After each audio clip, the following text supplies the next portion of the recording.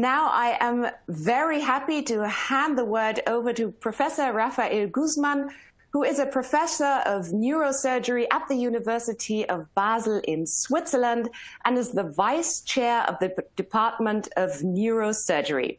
Professor Guzman is specialized in vascular and pediatric neurosurgery. Within the Department of Biomedicine, he is also the leader of a research group on brain ischemia and regeneration. Professor Guzman, the floor is yours.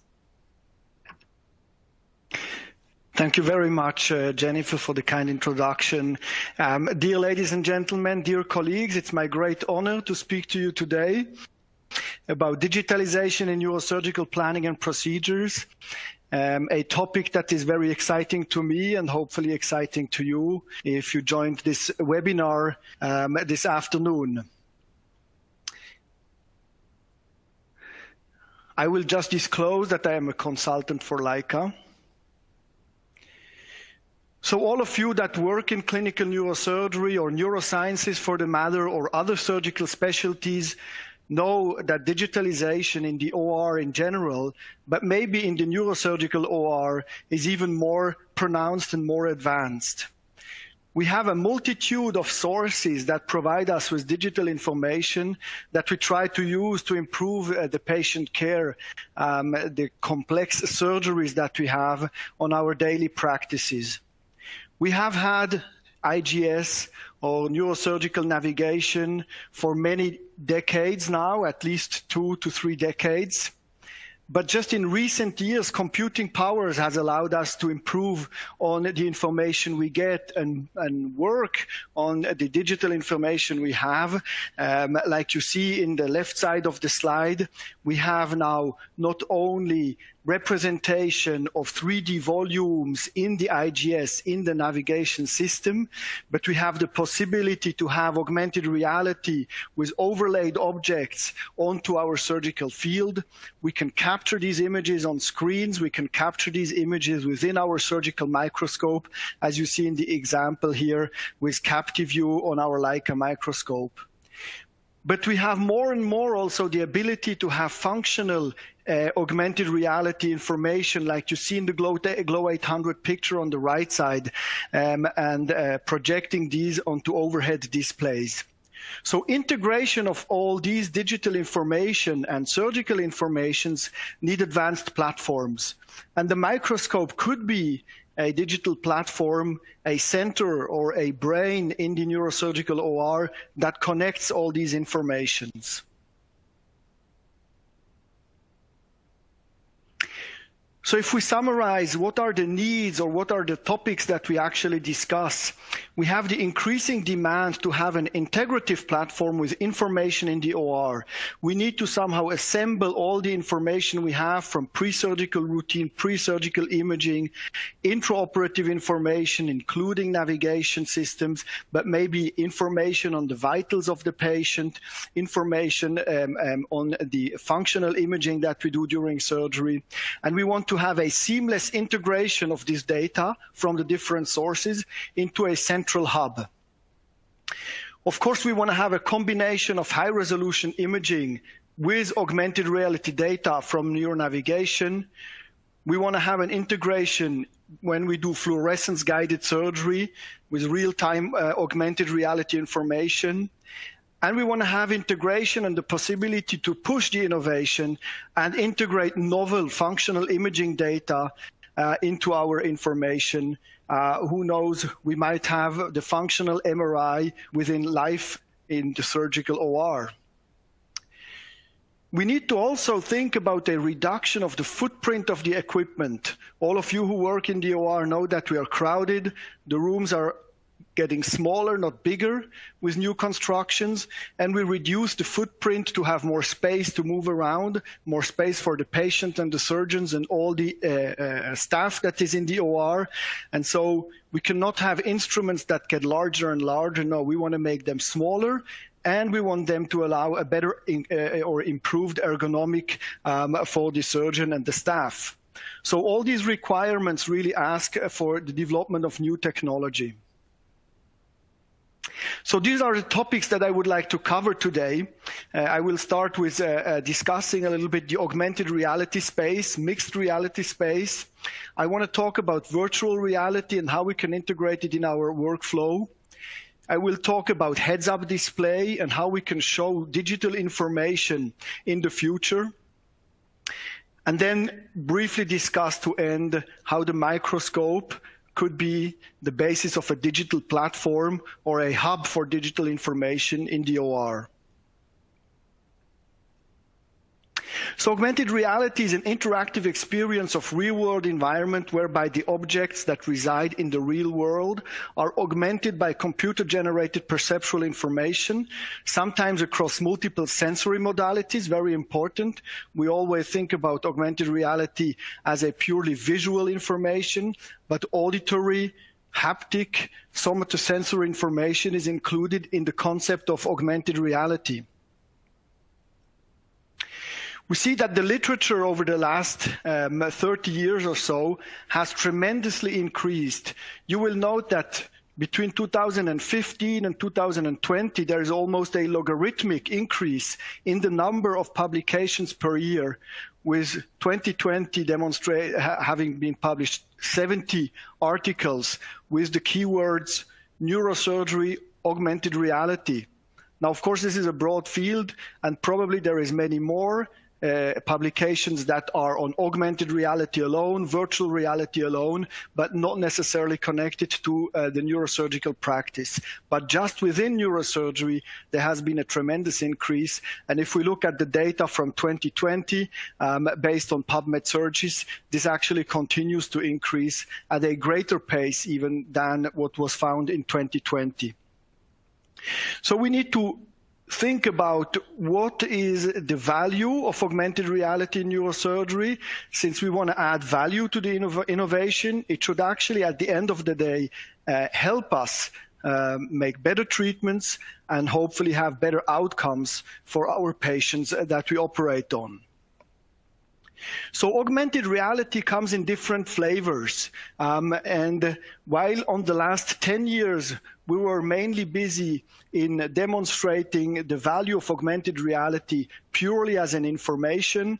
And you see on the left side augmented reality in the overhead display, where we have an overlay here, in that case of a brain tumor, overlaid on the cortical surface to make our first incision. We have the functional augmented reality, how I would call it, or real-time augmented reality with fluorescence microscopy here, an example of Glow 800 in a case of AVM. So these are the visualization developments that we have in augmented reality. We have published our series of Glow 800 use in a just recent publication in World Neurosurgery that is available online, and I will talk about it later.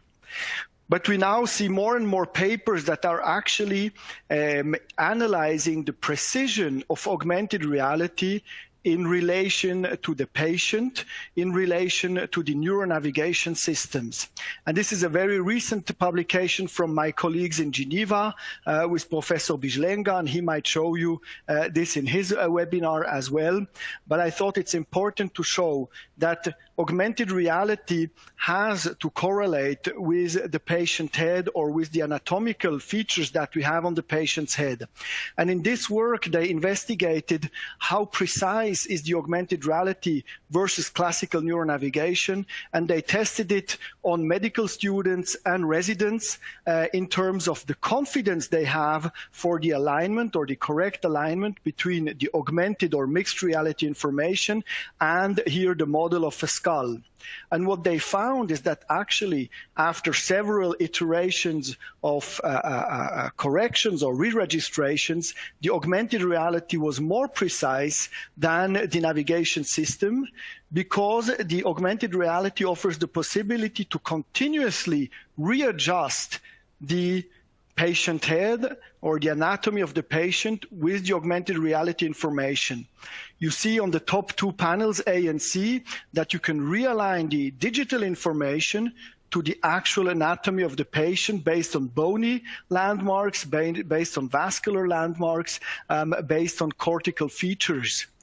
And you see the iterations in the plot below with the confidence interval that after 3 to 4 recalibrations, you have a precision that is well below 1 millimeter, that is actually better than the precision you get with classical neuronavigation. So I think we come into an era where we really go from purely what is the visual content to the precision of augmented reality, and this integrated within the surgical microscope.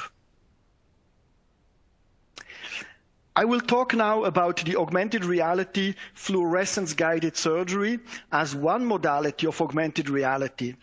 And here you have a typical aneurysm case. You can see this MCA aneurysm, bilobed MCA aneurysm, and the surgical view. And the classical way to perform the intraoperative video angiography with Flow 800 or FL 800 was actually working in the dark, and I will show you the video, and most of you know how it is to work with FL 800, and you see working in the dark without the perception of the surrounding anatomy, without the depth perception we have in 3D image, and most of the time actually the surgeon will just work in white light and ask the resident, do you see that branch, do you see the aneurysm clip, is the aneurysm really occluded correctly? And then we will replay it in loops. But we do not really have this augmented information where we can see the anatomy and at the same time evaluate the perfusion of the blood vessels. Now, this technology was introduced almost 20 years ago by Professor Rabe, first published in 2003, and it has really found widespread use in vascular neurosurgery. And you can see in this review article published in 2018, studies have been analyzed and compiled in this review article. There have been many articles dealing with FL 800 and the value of it, but there were certain limitations that was recognized by all authors. And one is working in the dark, or working in the bright field, but not actually having the information of flow real time. The difficulty to correlate the information of the indocyanine green fluorescence angiography with the 3D anatomy, interruption of the workflow to look at the screen after you have recorded the ICG, and visualize deep structure that are maybe not visible, but wanting to show at a small branch, at a small perforator that is hiding behind the lobe or behind the aneurysm.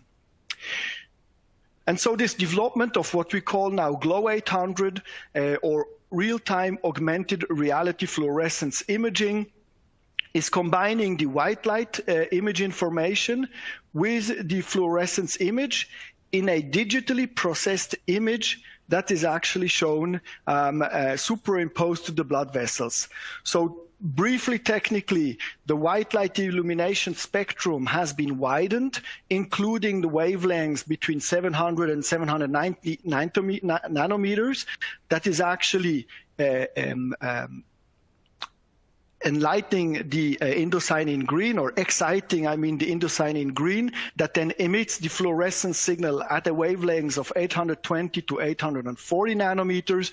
And this is then captured with a near-infrared camera and then digitally given back to the surgeon's eyepiece. You see the schematic here. So we will have actually this augmented reality image where we have the normal anatomy visible in the white light, and then injected the information on the blood vessel perfusion. Here in green, the color can be changed, but the green color has been shown to lead to a good contrast. So I will show you some examples. Here again is a typical aneurysm. Here an ACOM aneurysm approached through a mini-pterional craniotomy here on the left side. The patient had a dominant A1 on the left side, and the video will demonstrate preparation of the aneurysm in a classical microsurgical fashion. So here demonstrating the branches of the MCA, and here we do a pre-clipping Glow 800 imaging, so we give the indocyanine in green given by anesthesia, and we can see the augmented image, and here the post-clipping image where you will see normal perfusion of the M1 and M2 segments, including some smaller temporal and frontal branches, including perforators, and the exclusion of the clipped aneurysm. Me as a surgeon can now work with the full 3D image with normal depth perception, and I can explore in real time, seeing the green fluorescence in the blood vessels. I can explore real time that all my branches are correctly open and perfused, whereas the aneurysm is excluded from the circulation without having to move away, so eliminating extra steps in my workflow. Another interesting feature of using Glow 800 augmented reality, here an ACOM aneurysm, this one approached through a supraorbital craniotomy. This was a rather complex anatomy in terms of the configuration of the aneurysm. You will see the A1 and then a early frontal branch, and then a very dysplastic bifurcation with a polylobulated aneurysm. And there was one part of the aneurysm that we did not see, this white part. This part of the aneurysm was not seen in the pre-surgical angiography because it was not perfused. And using Glow 800, we were able to confirm that this was not perfused.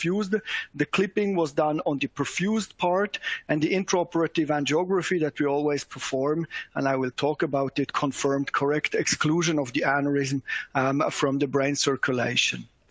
Now we can start combining augmented reality fluorescence, augmented reality neuronavigation. I show this in this example here of a pericallosal aneurysm. All the images in the way we work are injected into CaptiView. So in CaptiView, I do now have all this information. I have the information of the IGS in 3 planes on the top right. I have the overlaid 3D object, and I will have the fluorescence angiography, as you can see in the following video. So here you see in the interhemispheric fissure coming through a small bifrontal craniotomy, I have in yellow the inflow and outflow to this pericallosal aneurysm in green that is actually hiding below the surface of the left frontal lobe. With this, I can actually predict where I do my dissection. And here you will observe now the demonstration of the aneurysm below the surface that has been fully dissected with the incoming A2 segment and the outgoing pericallosal artery. Here now the injection of ICG and the green fluorescence in the Glow 800 picture. So having all these modalities at hand, I can have, I think, a better and probably quicker surgery, and hopefully a safer surgery that still needs to be demonstrated in upcoming studies. I still perform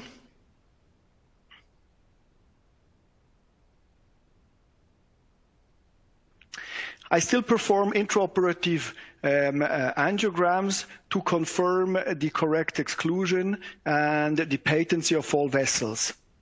You see in the video the normal FL800 and the Glow 800 image side by side as an example. So why do we still perform intraoperative angiography? I still think that the problem is that with fluorescence imaging in the OR, you can only see what is at the surface. You can only see structures that are excited by the light that arrives to the tissue and the emission of the fluorescent signal. What you cannot see is structures that are hidden below the surface. That's why I think the angiogram is still a very valuable tool in the OR. But the angiogram usually comes about 20 minutes after you performed your clipping or a resection of the AVM. And therefore, I think the first check is fluorescence angiography, intraoperative neuromonitoring, because these are the early warning signs of a problem. Then the angiogram becomes more of a confirmatory tool that everything is fine.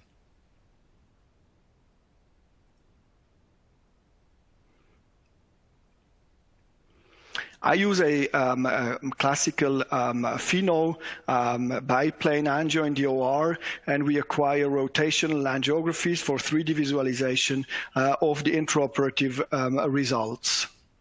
We have compared all our intraoperative angiograms with the indocyanine green or Glow 800 fluorescence, and I will show you the results in this talk also. Here, just another example where I see a high value of intraoperative fluorescence angiography using Glow 800. This is a case of AVM, and because we can do the Glow 800 imaging at a lower dose of ICG as compared to the FL, we can actually now go to 10% of the prescribed dose, having the same information. That allows us actually to repeat the ICG fluorescence angiography during the same case without any problems. And here I will demonstrate that we do a resection ICG to really study the anatomy of the AVM, and you will observe in this image that we can now clearly identify feeding arteries that have a very early contrasting, and then you can see the early draining vein. Then we perform the resection, and after resection I do again an ICG to confirm, for instance here, that the early venous outflow in the vein is gone, or as you saw in this example, I still saw some flow in the draining vein, and I found another feeder and reconfirmed that the AVM was completely excluded from the circulation. The last example I want to show you here in this series is the use in bypass surgery. This is a bypass surgery for Moyamoya disease. You see the superficial temporal artery that has been dissected. ICG can be used to check the flow before you do the cut flow measurement, and you can also observe the perfusion at the cortical surface in terms of inflow of the fluorescence signal. I also use it to identify a good M3 or M4 branch to perform my bypass. Then after you have done the bypass, I use ICG to check, in addition to microdoppler, of course, I use the ICG to check a good flow in my STA branch and a good flow in the recipient or the recipient vessel. And also you can actually note that the perfusion of the revascularized area is much stronger than it was prior to the bypass. I note that this is only a qualitative measurement, it's not a quantitative measurement, but it gives you a good visual impression on how your bypass is working. So we have analyzed our series of Glow 800 cases, and this has just been published, as I mentioned, where we did a case series on cerebral aneurysms, arteriovenous malformation, and ECIC bypass for Moyamoya disease. We looked at the vessel patency. After clipping, we looked at the flow characteristics of the AVMs and the patencies of the ECIC bypass. And what we found, in summary, is that we have an excellent correlation of intraoperative angiography and the ICG. We have a high degree of correlation, meaning that if we have a remnant, but maybe it was an intentional remnant, we can see it in the ICG and we can see it in the angiogram. Using Glow 800, we have the possibility to perform multiple ICGs during one case, and I think this is especially helpful in AVM cases. So we have compared all the cases, and if I summarize here the advantages, I think in aneurysm surgery, the main advantage as compared to FL800 is that you have the full 3D perception with a normal depth of field and the information on vessel patency, so you can manipulate your blood vessels and have an immediate information on the perfusion of your whole vascular tree that you're exploring, including vessels that are maybe hiding behind the structure. But now, since you have a full visualization, you can actually explore the field and have a real-time information on perfusion. So that actually saves time to recognize a problem with the aneurysm or recognize a problem with parent vessels. In AVMs, I think The main advantage is that you can really see the cortical surface with the full anatomy, and you can actually observe inflow and outflow in your AVM blood vessels, again, without losing a step by having to replay it on a screen. Post hoc. I think it's very good, again, that you can have repetitive investigations as you resect your AVM. In bypass surgery, as I just mentioned, you have the advantage to observe the patency of your bypass during during the procedure of anastomosis, and observe the cortical filling of your fluorescent dye, and observe the changed perfusion. So what are the next steps that I see in this domain? And we're working on a project where we use augmented reality and fluorescence angiography to correct for brain shift. So using artificial intelligence, we can do a real-time analysis of the cortical surface, so not only the bony structures, but also the soft tissue, including the vasculature, and have multiple iterations per second, where the information that we have from the microscope, including all three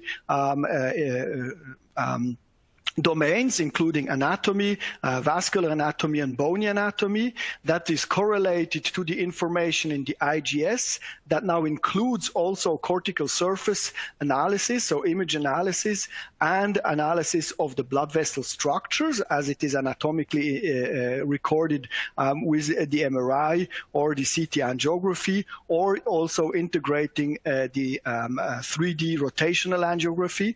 And with this, you can have a continuous correction for a correction of brain shift. So this is a research project funded by the Swiss National Science Foundation, and is not a product, but that is a research work that we are performing based on this digital information with the aid of machine learning.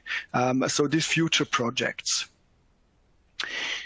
I would like to move to the use of virtual reality that we are trying to integrate in our daily workflow. So not make virtual reality something that we only use for very specific cases, but the goal is, in my practice, to use it on every vascular case that we prepare.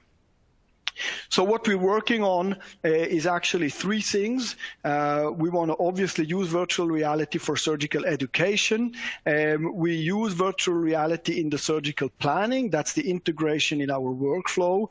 And we are using virtual reality for patient education or pre-surgical consenting of patients. And I will show you examples.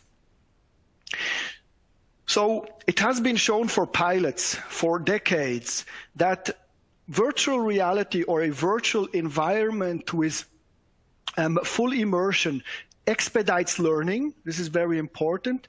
It seems that the learned procedures that you have performed in the full immersion actually really stick better to your memory than what you read or what you see only in 2D. This full immersion enhances learning.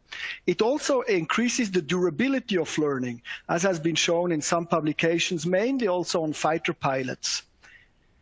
And it is probably an interesting way to compensate for reduced duty hours of surgeons, a big topic in North America, but also in Europe, or mainly in Europe as compared to North America. How can we compensate for the reduced duty hours? And we need to have new learning tools. A general said, because of the level of immersiveness in the visual environment, your brain makes new connections faster. And this has been very true for fighter pilots. Why should it not be true for brain surgeons or neurosurgeons?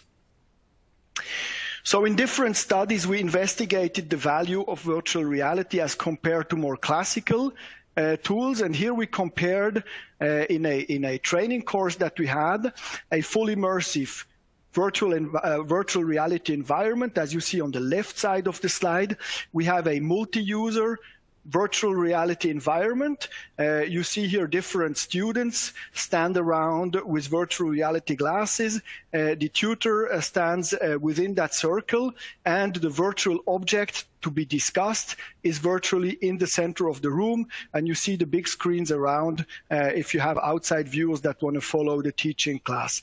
And we discuss the anatomical intricate details of a case with here the students or the medical residents, and we compared it to training of the same type of cases using classical either 3D printed models or cadavers in a cadaver lab. And what we saw doing a questionnaire for different domains, comparing virtual reality in blue and 3D models or cadavers in orange, is that in the perception of the participants, the educational value was very similar for the two modalities. This to us was a very interesting finding. We also asked the participants to fill out a questionnaire on simulator sickness because there is some prejudice against virtual reality systems that people get sick or nauseated or have vertigo when using it. But interestingly, in blue, you will see, again, for many different domains of simulator sickness, that most of the participants did not perceive simulator sickness feelings. Some had slight simulator sickness feelings, as demonstrated here with the orange color. So it seems that, at least here, medical professionals and medical students using this 3D virtual reality system that we use here at the University of Basel does not create motion sickness. In a third study that has just been submitted for publication, is in review currently, we wanted to investigate, is virtual reality superior to classical 2D image analysis? Now, 2D image analysis could be pure 2D on the screen, or it could be a 3D reconstruction on the screen. And we did a randomized trial where we randomized 40 medical students, medical residents, and younger attendings to either 2D image analysis or virtual reality analysis of particular vascular cases. And you see here the ages, and then we had a crossover in the design of the group. And we have here the doc group that are professionals, so residents or younger attendings, and then we have the medical student group. And what you see on the right side is that you have a non-significant difference if you look at the VR and 2D, which we thought we would find, but we had, and maybe probably it's underpowered, we had using VR a shorter time to detect the aneurysm, a shorter time to detect the aneurysm here in the attending groups. But if we look at the students and younger residents, there we have actually a significantly reduced time to detect the aneurysm and describe the anatomy of the local vascular findings around the aneurysm.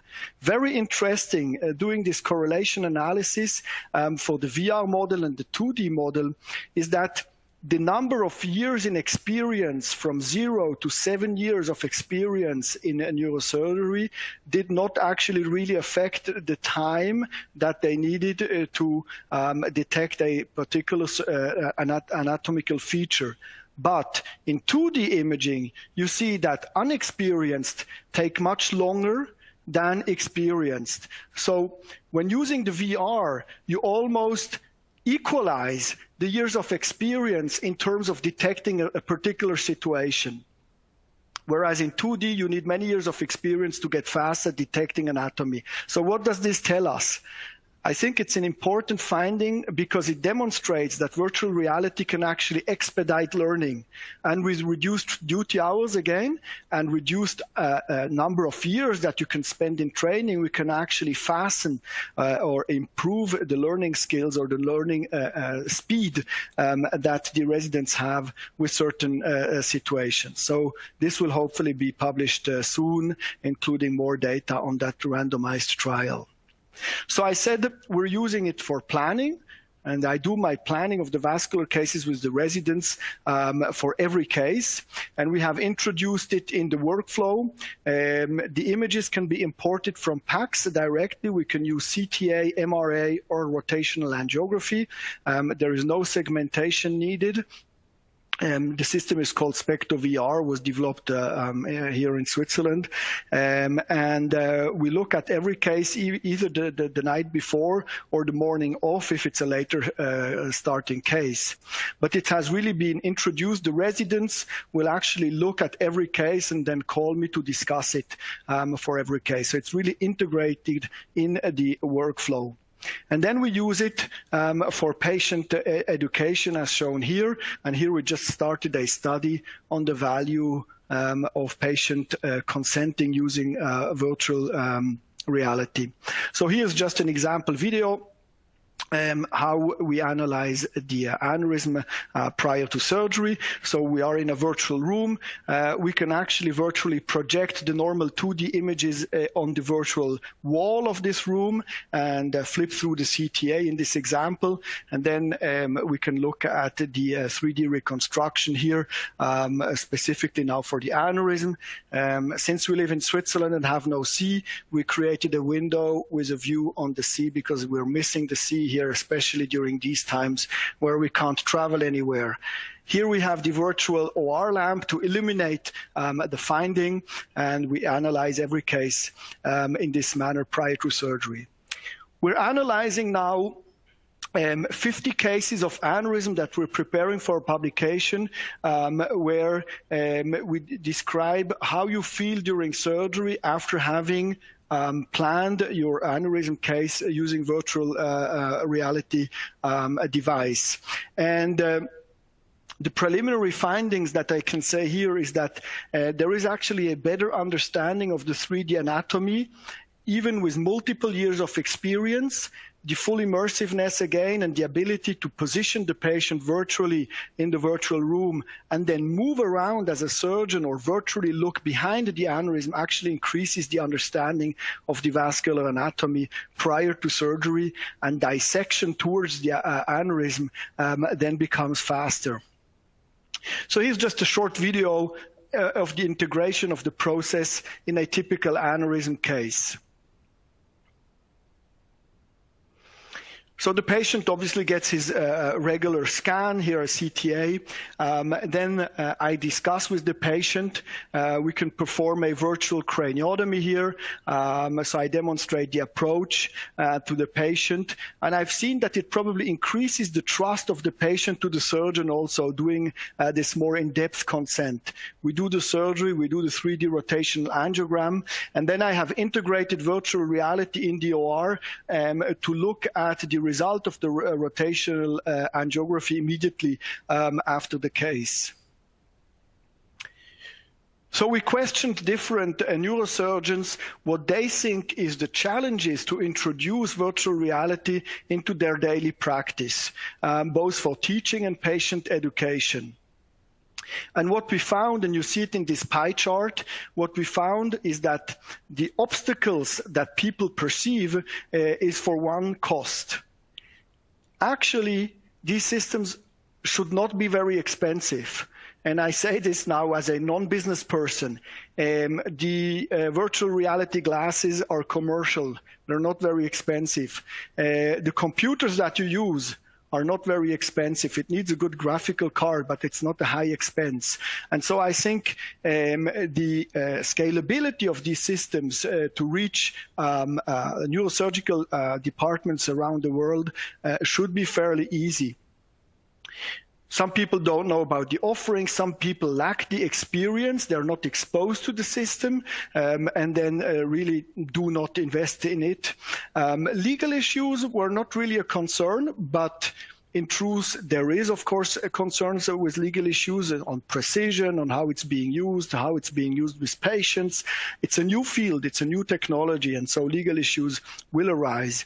A reluctance to use virtual reality because of motion sickness or other arguments. But it's interesting to see that there is still some reluctance to introduce such a system in your daily workflow. So what are the next steps that we work on, but other people obviously work on in this space, is for training specifically now, integrating haptic devices into the virtual reality space. And this is a study that we published last year. It's a spine surgery case, having a pedicle screw finder, for those of you who do spine surgery, so a pedicle screw finder where you can actually feel whether you are fully in the bone or you actually get into the spinal canal or the foramina. And this is connected to a haptic device, and in the virtual environment you actually see the spine. So this is a prototype, this is early work, and other groups are working on systems like this where you are in a virtual environment but you have haptic feedback. We measure resistances of tissues. Here, for instance, it's measuring the resistance of a cortical surface in the lab to actually then program the haptic feedback device to really represent what a surgeon would feel when touching the cortical surface. So I have shown you some technical advances. The goal is now really to integrate all this digital information in the OR. And we know that integrating the digital information in our classical microscope and injecting the images, for instance, in the Leica Arveo that I'm using, injecting the information into captive view has been a technical challenge. And I think that if we move to overhead display, so having more digital area of microscopes and having digital information on a screen, we uncouple, we take apart the optical problem and the digital problem, but we can merge these two informations onto screens. And that's why I think there is going to be an advantage for several other reasons as well to use overhead display in surgery. And I will just show you a brief video here. I'm doing a surgery using overhead display, using the Arveo augmented reality platform, and you see a 60-inch 3D screen. And this allows us to integrate the augmented reality information here, tumor overlay coming from the navigation. The microscope is navigated as well. We can use now the Glow 800 or the 5-ALA fluorescence to see the tumor. So integrating all this information on overhead screens will actually facilitate the integration of this digital information. So here we have the full breadth of digital information integrated in the different screens. Now, this poses challenges in terms of ergonomics. Depending if you work side by side or face to face, you will need to have multiple screens in the OR. But everybody can watch. We always have some residents or visitors watching. They have a perfect view of what's going on the 3D screens. And the use of the exoscopic technique actually will, I think, improve also the ergonomics in the OR. So here you just see another example. We have here with the Arveo, we have a great working distance of up to 60 centimeters that really allows you to freely work in the space and align your microscope or your image the way you want to have a normal standing position, not to have to work bent over or looking around the corner. I have found that this is especially helpful also in sitting position surgery, posterior fossa surgery, and retrosigmoidal surgery, where sometimes you have twisted positions for the surgeons that now can be eliminated if you do exoscopic surgery with heads-up displays. As I mentioned, visitors have a very easy way to watch what you're doing on 3D screens. So where is this going? I believe, as I mentioned in the beginning, we need to reduce the footprint of equipment in the OR. And I think that we will move to head-mounted displays instead of having many big screens in the OR. This will reduce the cluttering. It will reduce the heat production. It can potentially be cheaper and more ergonomic for the surgeon, since many surgeons can actually wear head-mounted displays, including the visitors or or medical students that are watching the surgery. So everybody will have the perfect 3D view, the perfect perception, will have access to all the digital information. And this is eye surgery. Here is an example from a group in Tel Aviv. where you have virtual displays in front of you that, for instance, could show you vital parameters, your surgical field, and other information you want. At demand, you can obviously come in and out with the information.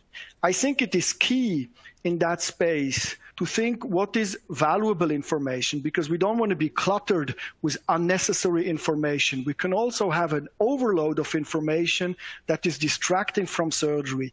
So companies, but also we as surgeons will have to think what is the necessary information that you need to perform safe and good surgery. And this is a new era, because now we can suddenly integrate a lot of information. We will have to curate this information to obtain valuable or meaningful digital data during our surgical cases. So, is the microscope a potential digital platform or a hub for digital information in the OR? I believe it could be. This was an article a couple of years back published in The Economist, where you have this central intelligence station that will be able to connect all the information and control potentially certain robotic instruments. So this being the center, like it is in different robotic devices, but integrating more information. As I mentioned, robots. Here is our bone cutting robot from a small startup called AOT that is being tested for laser cutting of bones. That is being tested in clinical studies, information, epidemiological information on incidence, on prevalences of disease, but mainly also on genetic information that could be interesting during a case, integration of the pre-surgical planning, 3D printing information that can come in as 3D volumes with special correction. So you plan your correction and you can have this information. The functional information, I think we are just at the beginning of functional intraoperative information, like the fluorescence angiography, like the 5-ALA for glioblastoma surgery, but I can think of several other functional imaging information or digital information that could be integrated in the OR that will come in the future and that we're currently working on. Genetic information, doing intraoperative real-time tissue recognition or biopsies, and having this information at hand if you have to decide about the extent of resection and so forth. We can have many more examples. And all this integration, all this information needs to be integrated digitally in a hub, and just the information needs to be handy at a press of a button, but needs to be curated to have a valuable content for that particular case. So in conclusion, I hope that I was able to show you some aspects of what is the next generation of the neurosurgical microscope, but actually as the surgical microscope, more broadly speaking. Obviously, we still want a source of excellent imaging and excellent illumination. This sounds trivial, but I specifically want to mention this because innovation can be at the detriment of what we have liked about the microscope for decades, which is excellent image, excellent illumination, excellent differentiation of tissue characteristics, and this cannot be lost at the expense of digitalization. Very important. Then the integration of augmented and virtual reality in the neurosurgical workflow. As I showed you some of the examples, I think we need a seamless integration of this information in a central platform, and the surgical microscope is such a central platform that we have in our OR. I think we will move towards heads-up display surgery because it's easier way to integrate digital information, so going from digital to digital instead of coming back to optical. So I think with heads-up display, we have an improved curation of digital information because it's integrated in digital screens or head-mounted displays, and the integration is easier. We have improved ergonomics. I think this is important, and especially for specific approaches, as I mentioned, suboccipital, supracerebellar infratentorial approaches to pineal region tumors has been one of the best examples in my experience where exoscopic surgery had a true advantage in a sitting position surgery. As I mentioned, introduction of head-mounted displays, I think we can maybe not clutter our ORs with big screens. It will also heat up the rooms. It will be expensive. And I think head-mounted displays could be a part of the future developments. And we're working on that as well together with Leica. The microscope as an integrative platform, I let you judge based on the information I gave you. I believe it could be such a platform to integrate all the digital information that we need and want to have in the OR. And I think that's why the development of the digital microscope is something that will inevitably come in the future of neurosurgery. So with this, I just want to thank some of my collaborators that have helped me put together this talk and put together all the data that I presented. My collaborations, especially here with the Department of Biomedical Engineering, headed by Professor Catin and the Miracle team, developing different new technologies. Working together with Specto VR, a small startup locally that developed the virtual reality tools, and there is other virtual reality tools, of course, on the market that I did not specifically mention, but that most of you know as well.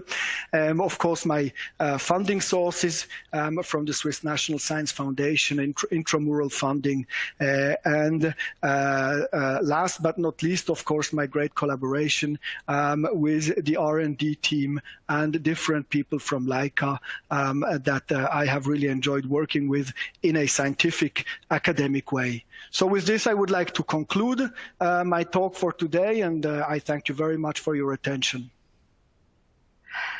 Thank you so much, Professor Guzman, for this extremely interesting presentation and for giving us a glimpse into the future of surgeries with AR and VR. We will be getting to our questions in just a moment, but before we do, let's take a look at the Leica technologies that support neurosurgical procedures and planning. The RVO Digital Augmented Reality Microscope, the M530 OHX Surgical Microscope, Glow 800 Augmented Reality Fluorescence, and Glow AR. If you, dear viewers, would like to learn more about these technologies, then please do not hesitate to reach out and request your private session. You can see on the screen that there are numerous possibilities, so you can just choose which possibility would be the best for you and then reach out to our Leica experts. Now I would like to say thank you to you for submitting your questions, and let's have a look at what questions came in. So first up, Professor Guzman, our viewers would like to know, how is intraoperative fluorescence like Glow 800 an early warning system of potential problems? So I have done a lot of vascular cases now using Glow 800. And I think the cases that I have seen that are early warning signs is the impingement or the partial obstruction or the complete obstruction of a parent vessel. And why I think is Glow 800 superior to, let's say, the FL800 that we had before is because I can really explore small vessels that are hidden behind the aneurysm.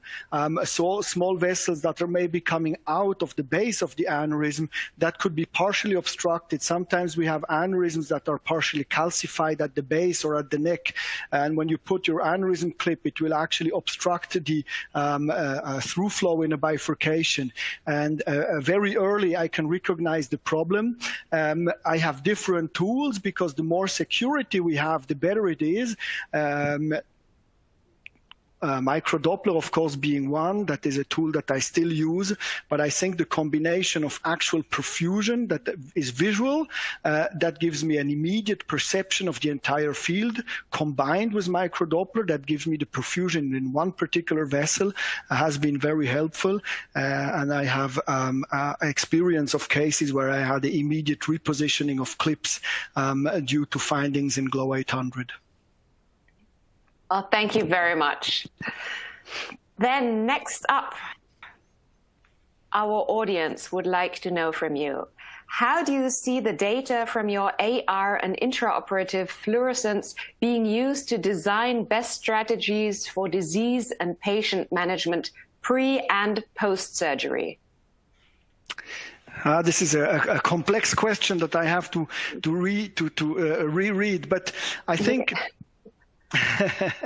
No, I think it's an important question, because obviously we want to improve patient management. We don't do this just for the technology or for pseudo innovation. We want to have real innovation. And I think that the augmented reality information that we have pre-surgery is really the planning and the education. That's where I see the high value.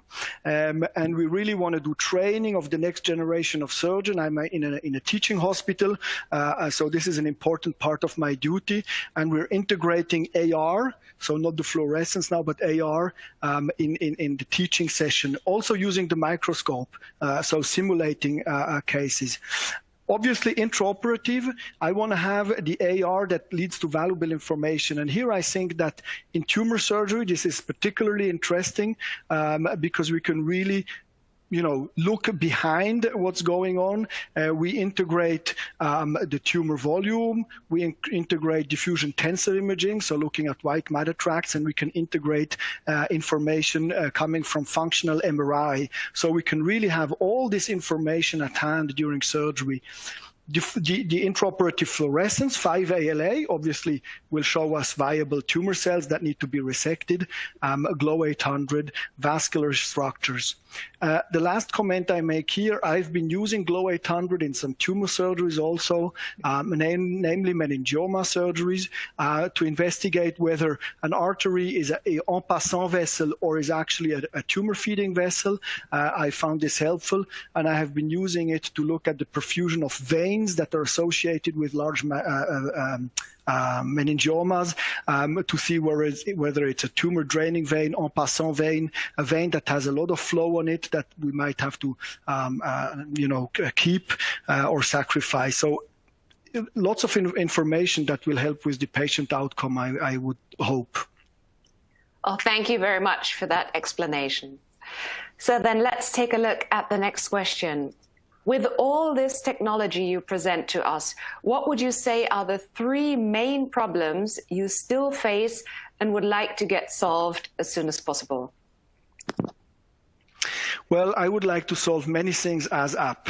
The 3 main problems, I think still, if we look at, I will come back to tumor surgery. Obviously, I still think that, how can we improve safe extension, safe surgery with maximum extension of resection, and this is still a problem we have. So I think what we would like to have is to have more functional information coming to the surgeon directly or with a real-time information. So we have neuromonitoring where we will measure the function, let's say, of the pyramidal tract so motor tract information.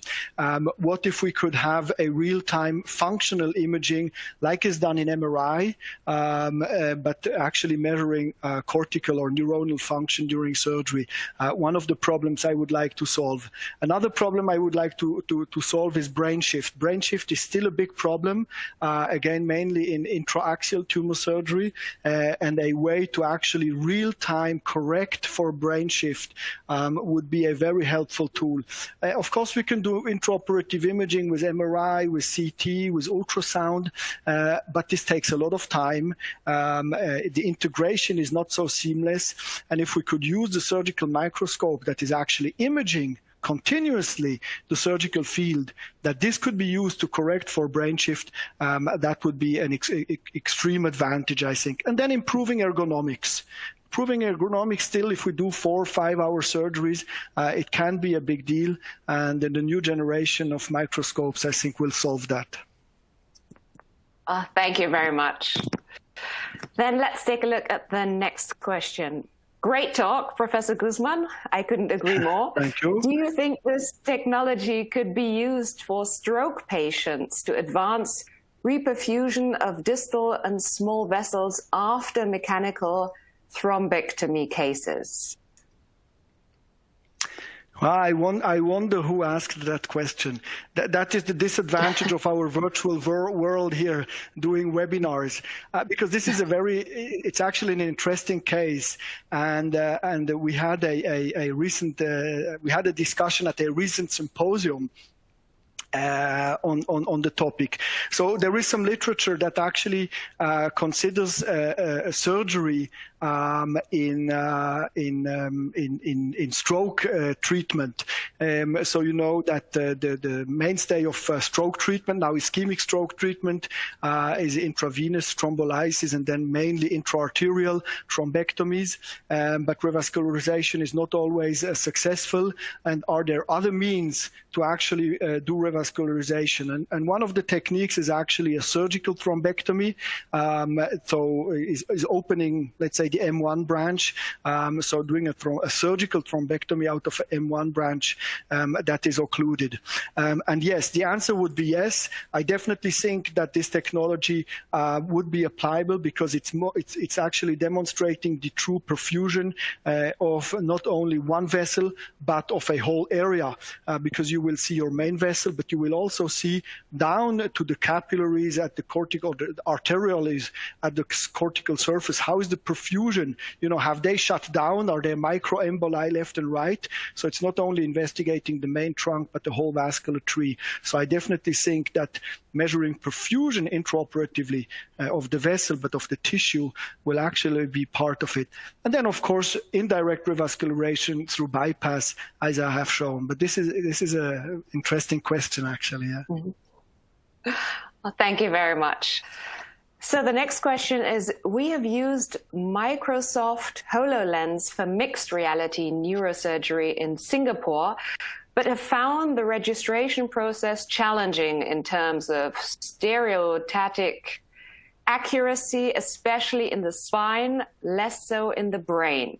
How have you overcome this obstacle if one doesn't have to intra-op on table MRI CT imaging available? Also a very interesting question. And I don't want to say that we overcome the problem. So this would be a misleading information. I want to say that we're working on it. I think where it works very well, and here we're talking of mixed reality with the HoloLens, so with a specific glass or goggle. So I think that the augmented reality coming through the microscope, or with the help of microscope and neuronavigation, has been very accurate, but it's true. And the work by Professor Bijlenga and his colleagues has demonstrated that you might need to have recalibration as the case goes on. Now, specifically here with the Microsoft HoloLens and in spine surgery, it is a challenge when you have moving parts. And I think it is part of our duty now in the scientific community, to take certain products that are commercial, but that are not perfect. And this I can say now as a surgeon independently. I think the technology is moving so fast and the products are pushed so fast to the user, we as user, that sometimes they're not like, you know, done and over with. So we need to improve it, and we need to work together with industry. And I have no problem to say that we should work partner. This is private public partnerships to improve technologies. Academic centers have a problem to develop technologies, bring it to customers, and move it forward because we're too small in our small community. So I think the public-private partnerships that we have need to be regulated, obviously, but I actually think they're beneficial. But the industrial partners also have to be open to continued development. And I think this is the question really, you know, is interesting for me to comment, because I think we need to continue improving. And work such as been done in Geneva and work that we've been doing here is that you need. This is an iterative process of recalibrating your system as surgery goes on. So using machine learning, realigning certain anatomical features, that has been our approach also, realigning certain anatomical features continuously with, let's say, Microsoft HoloLens or other systems of mixed reality that you're using. But only the pre-registered image will actually not be sufficient and will have differences with what you see. So I recognize the problem, and I don't claim that we have solved the problem yet. Okay, thank you very much. So more communication going on. Yes. Okay, next up, our viewers would like to know, how do prospective aspects of fluorescence imaging apply to thrombectomy? So, interesting, we're back to the question of fluorescence and thrombectomy. I think that so again, this is opening the blood vessel to resect the thrombus in a unsuccessful revascularization, and again, I think the fluorescence will really demonstrate that it's occluded and the exact place of occlusion. And I didn't mention this in my previous answer. So doing Glow 800, you will see the exact localization of your occlusion. Number one, and number two, you will be able to document the correct revascularization locally and the revascularization in the territory that is perfused by the blood vessel.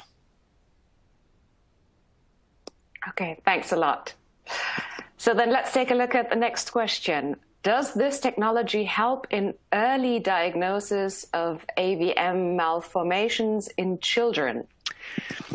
No, here I would have to say no, in the sense that we do not use this technology to make earlier diagnosis. This, of course, will still be MRI and cerebral angiography, but mainly MRI for the early diagnosis in children. It will help us with the intrasurgical management. It will help us with the preparation of the procedure, but in terms of early diagnosis, it's still imaging that is the mainstay. Okay. Thank you very much. So our next question is, excellent presentation covering exciting technology. Absolutely. Professor, are you able to provide an actual approximate cost of the VR system as a whole? This is a dangerous question. You said you're not a business, from the business perspective. I'm not the business person. And this is a difficult question because, and I will say why, is because obviously I don't want to step on anybody's toes. That's maybe the first thing. But the second thing is there is two different costs, as you know. And you know, maybe somebody from the business side from Leica who might be in the talk might not specifically on that question, but just in general answer also here. But I will elaborate. The cost, of course, of an equipment is the actual cost of just the hardware and the software once it's done. Okay. And why did I say that it's not so expensive? Because let's say the raw material to actually do it is not so expensive. What I do not factor in when I gave my answer is all the development that has been behind it. So as in a pharmaceutical, as in a medtech company, the cost of your product will cover cost of R&D that has preceded for years. The cost that you pay might involve service costs, ongoing customer care, and I did not factor in that price. What I wanted to say is that in principle, with all technologies, a computer 20 years ago might have cost $20,000. Now we can have it for 500. So as technology expands and the number of units that we can produce increases, it will become cheaper. Okay, and so I would say that a pure cost without research and development and no software licensing cost, because this is also very important, probably will cost you about $4,000. But be careful with that answer, and I don't want anybody to quote this as the cost of a system, because I do not factor in marketing, R&D, customer care, and so forth. Okay, thank you very much. So what will it take for a VR training system like the one you will publish on to be safely used for training, and how will certification be done? What will take a VR training system like that, right? Aha. Okay, sorry, I was distracted by the chat at the same time. Okay. Excuse me. So, multitasking. Yes, I think that, like with every system, it needs to be certified. It needs to be studied using clinical trials that we are doing, that many other groups are doing. So we need to prove the accuracy, the stability of a system, the applicability for patient decision making. And obviously these need to be certified, such as any other medtech equipment. So yes, it will need work that needs to be done by academic or research institutions like ours and many others around the world. Okay, thank you so much. Well, those were some great answers, great questions as well. We have one last question before we have to close, unfortunately. What are the barriers and promoters of augmented reality and mixed reality?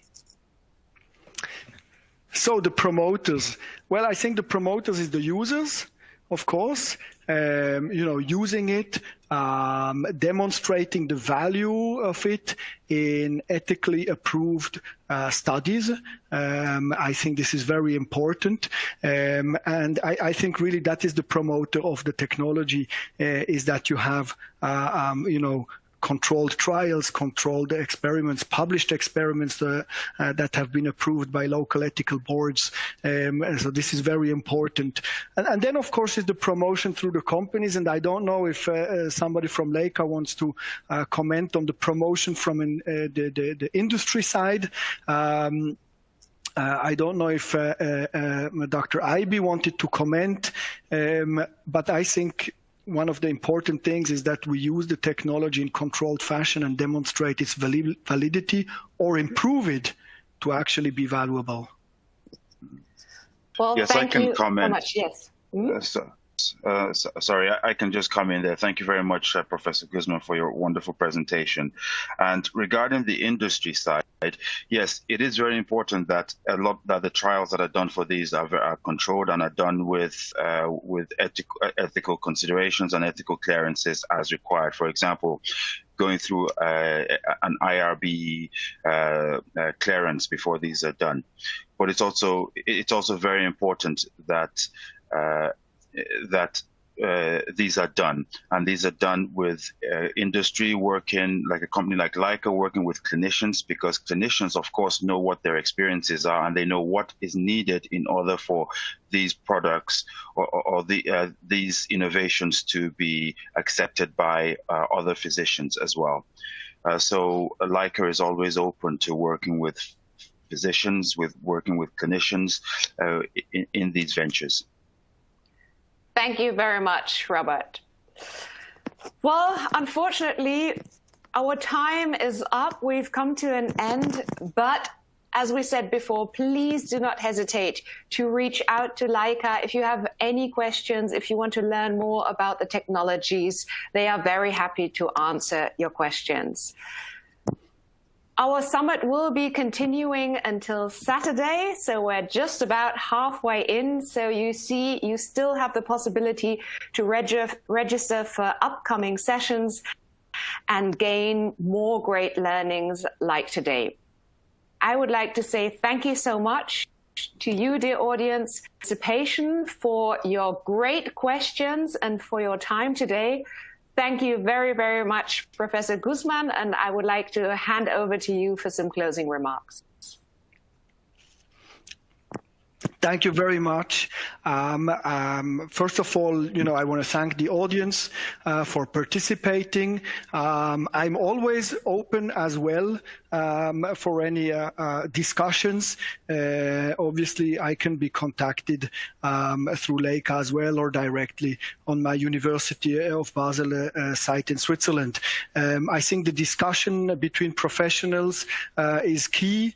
At the end of the day, we want to improve patient care, and this is what our job entails, push innovation to the benefit of care.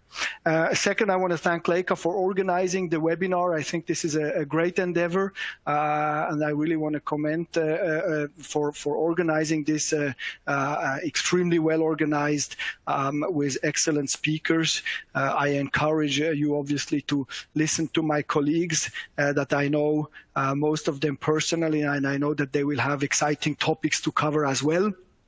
I think it's challenging times, but talking about digitalization, I think more than ever, we realize how we can connect each other through webinars.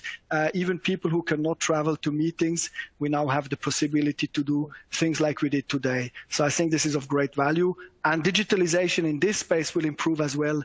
I am sure it's very good, but it will become even more interactive. So again, thank you very much for organizing and for listening in. Thank you very much. Pushing innovation for the benefit of care. Wonderful closing remarks. Thank you to all of you, and see you hopefully in one of the upcoming sessions, and have a wonderful remaining day. Thank you.